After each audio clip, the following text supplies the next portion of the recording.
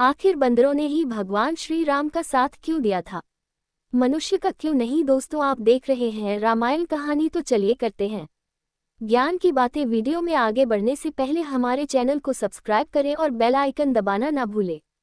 ये कथा शिव पुराण रुद्र संहिता के प्रथम खंड में वर्णित है। हिमालय पर्वत के गोद में गंगा जी के तट पर एक बेहद पवित्र गुफा थी। एक बार नारद जी उसे देखा और उसके अंदर रहकर उसे गुफा में तप करने का फैसला किया। नारद जी उसे गुफा के अंदर बैठकर भगवान श्री हरि के तपस्या शुरू कर दी। नारद जी अपनी तपस्या में इतने खो गए कि देवराज इंद्र को डर लगने लगा कि कहीं उनके सिंहासन खतरे में न आ जाए। तब उन्होंने नारद जी के तपस्या भंग करने के लिए कामदेव को भेजो, अपने शक्तियों को प्रिया करते हुए।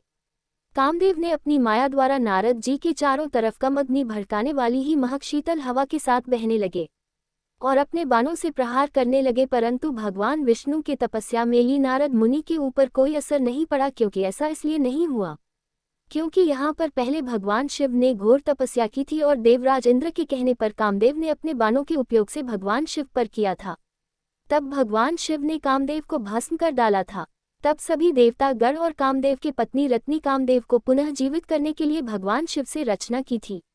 तब भगवान शिव ने ये कहा था कि कुछ समय व्यतीत होने के बाद कामदेव जीवित हो जाएंगे, परंतु उनका ये कोई उपाय नहीं चल सकता है। खड़े होकर हम चारों ओर की जगहों को नेत्रों से देख पा रहे हैं, वहां तक कामदेव के बालों का प्रभाव नहीं हो सकता है। इसी कारण नारद मुनि पर कामदेव का प्रयास मिथ्या साबित हो रहा था। तपस्या पूर्ण होने के बाद नारद जी से कामदेव ने क्षमा मांगा और नारद मुनि ने उन्हें क्षमा कर दिया।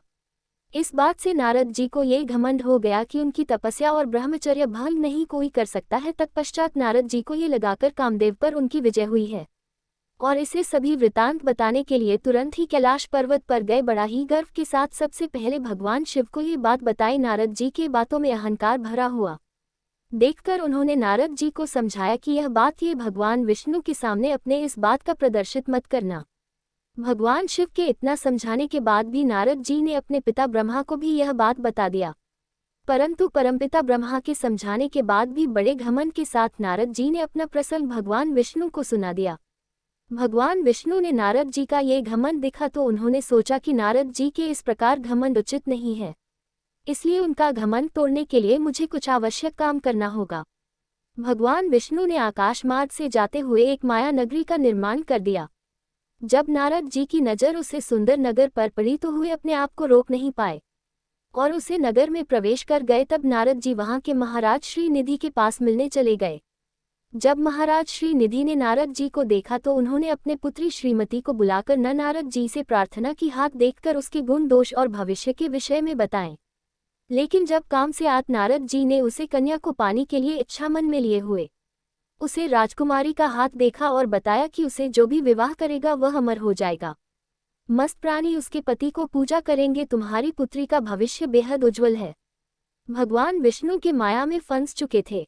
नारद जी मन में यह उपाय सोच रहे थे कि किस तरह वह राजकुमारी उनकी पत्नी बनेगी। तभी उन्होंने भगवान विष्णु को याद आए और तुरंत श्री हरि के पास पहुंचे और उनसे सारी बात बताई। उनसे विनती कि मुझे अपना सुंदर हरि रूप दे दो ताकि उसे राजकुमारी से विवाह कर सके। तब भगवान विष्णु ने श्री हरि ने कहा, तथा तुमने मुझे मांगा वह मैं तुम्हें दे दिया। भगवान विष्णु की बात सुनकर नारद समझ सके और अपने शरीर पर आए राजाओं जैसे वस्त्र देखकर वह समझ गए कि उनका रूप हरि के जैसा हो गया है। स्वयंवर में पहुंचकर एक सिंहासन पर बैठे तो उनके बगल में सिंहासन पर विराजमान भगवान शिव के दो गण उन्हें देखकर हंसने लगे।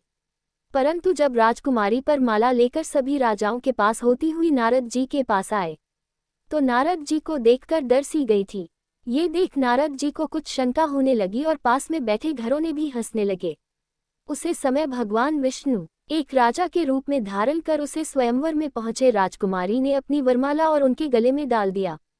नारद जी ने अपना मुख जब दर्पण में देखा तो क्रोध से भर गए क्योंकि उनका मुख बंदर का था। नारद जी इस क्रोध से उन गानों को रक्षा होने का श्राप दिया। फिर वह भगवान विष्णु के पास पहुंचे, उन्हें भी श्राप दे दिया, जिस कारण में स्त्री वियोग को शहर। इस प्रकार तुम भी मनुष्य के रूप में अपनी स्त्री का उपयोग खाओगे। तुमने जो यह वानर रूप दिया है इसीलिए तुम्हारी स्त्री अपने के लिए बंदरों का सहारा लेना पड़ेगा।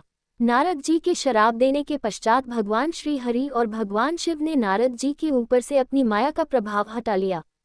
वह माया का प्रभाव हटते ही उन्होंने अपने गलती का एहसास हुआ और भगवान विष्णु से क्षमा मांगने लगे। भगवान विष्णु ने कहा, मैं तुम्हारे अहंकार को तोड़ने के लिए ये सब किया था, तुमने मुझे हर रूप मांगा था।